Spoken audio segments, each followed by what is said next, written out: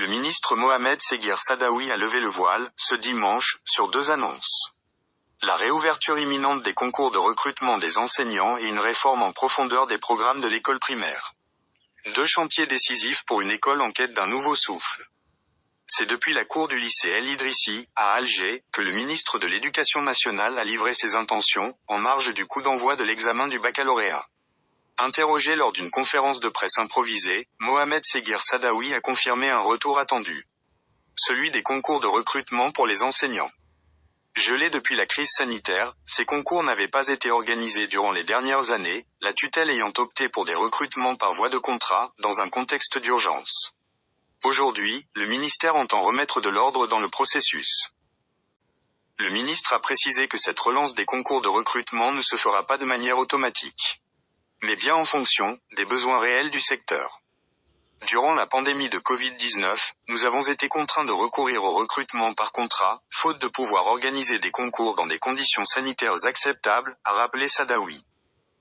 Cette reprise devrait permettre, selon lui, de consolider le corps enseignant avec des profils mieux intégrés dans le long terme, tout en répondant aux lacunes identifiées dans certaines disciplines ou régions. Leur organisation dépendra de la cartographie des besoins élaborés par la tutelle.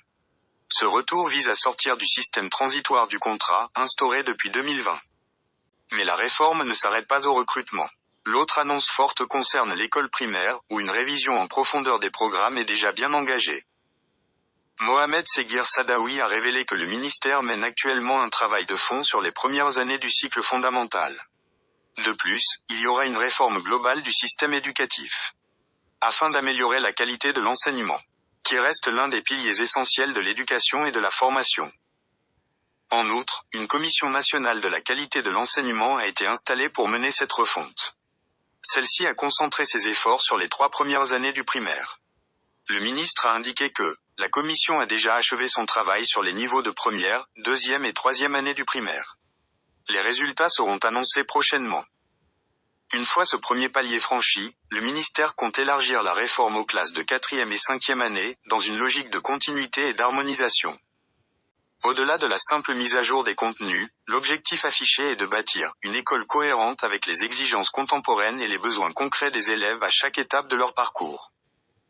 Cette réforme ambitionne de prendre en compte le niveau cognitif des élèves selon leur âge, les évolutions des savoirs scientifiques, les besoins pédagogiques par cycle et par discipline, une meilleure intégration des nouvelles technologies éducatives,